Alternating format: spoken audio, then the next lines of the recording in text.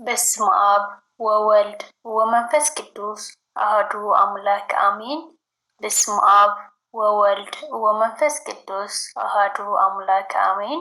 በስመ አብ ወወልድ ወመንፈስ ቅዱስ አሐዱ አምላክ አሜን። እንኳዕ አብጽሐና አብጽሕኩም ንዴና ቅድስት ድንግል ማርያም ወላዲተ አምላክ ንወርሓዊ መታሰብያ በዓል ከም እግዚአብሔር ቅዱስ ፍቃድ ንድንግል ምፍቃረይ ትብል መዝሙር ሓቢርና ንዘምር። ንድንግል ምፍቃረይ ዕሽነት እንተኾይኑ ነደጉይታይ መኽባረይ ድንቁርና እንተኾይኑ ትረፈኒ ምልባ ምዃን ርእሲ ኩሉ ትረፈኒ ምልባ ምዃን ርእሲ ኩሉ ንድንግል ምፍቃረይ ዕሽነት እንተኾይኑ ነደጉይታ መኽባረይ ድንቁርና እንተኾይኑ ይትረፈኒ ምልባ ምዃን ርእሲ ኩሉ ይትረፈኒ ምልባ ምዃን ርእሲ ኩሉ ብስጋ ሰልቲነ ልዕሊ ሰብ እንተኾንኩ ምሁር ተባሂለ ክብረት እንተረኸብኩ ፋይዳ ይብሉን ብዘይ ንሳ ጎዶለየ ብዘይ ፍቕራ ይትረፈኒ ምሁር ምዃን ከፍቅራየ ልመብርሃን ንድንግል ምፍቃረይ ዕሽነት እንተኾይኑ ነደጉይታይ መኽባረይ ድንቁርና እንተኾይኑ ይትረፈኒ ምልባ ምዃን ርእሲ ኩሉ ይትረፈኒ ምልባ ምዃን ርእሲ ኩሉ ብገዛ ፈቓደይ ካብ ገነት ክስጎግ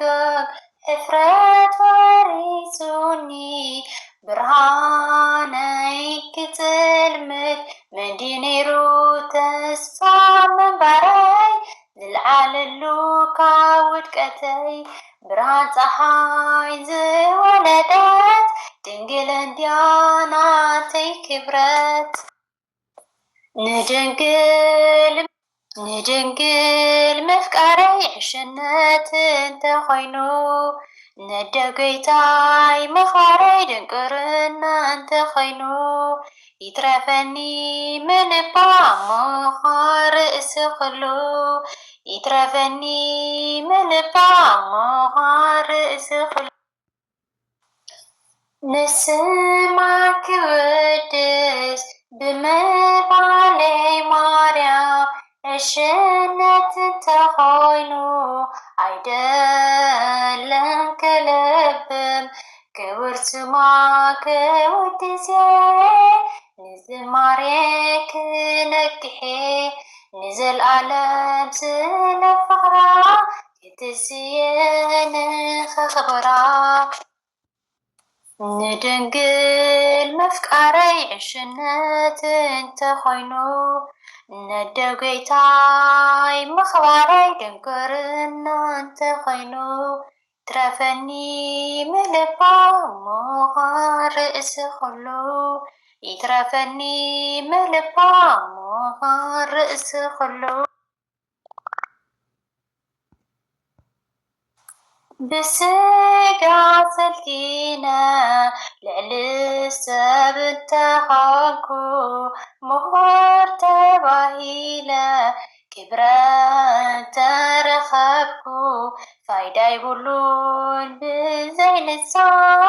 ጎዶለየ ብዘይ ፍቕራ ይትረፈኒ ክቡር ምዃን ከፍቅራየ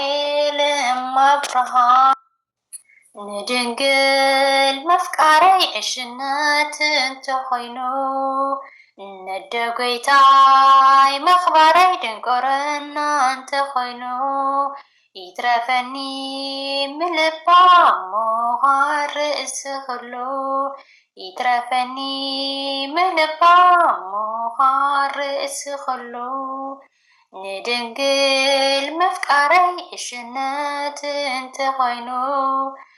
ندقويتاي مخباري دنقرنا انت خينو يترفني ملبا مخار رأس خلو يترفني ملبا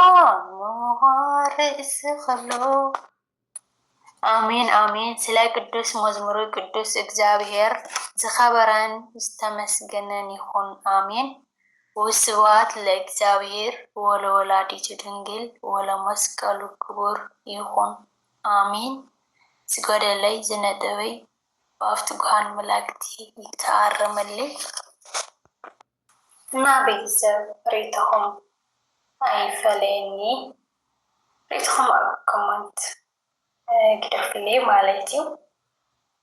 እናስተጋግሕዎ ተሃልዩ ንኽእረም እንዘይፈልጥ ክው ድማ ንክፍልጥ ማለት እዩ እና ደሞ ሸር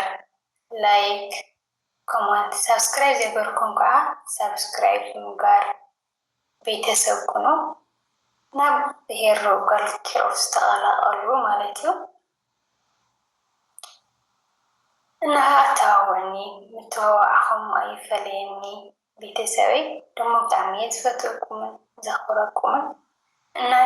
ናብ ኣዕርኽትኹም ወይ ደሞ ናብ ቤተሰብኩም ሸር ናገበርኩም ኣተዋውዕኒ ሓቢርና ንሕጠበ ሓላል እና ቤተሰብ ሬትኹም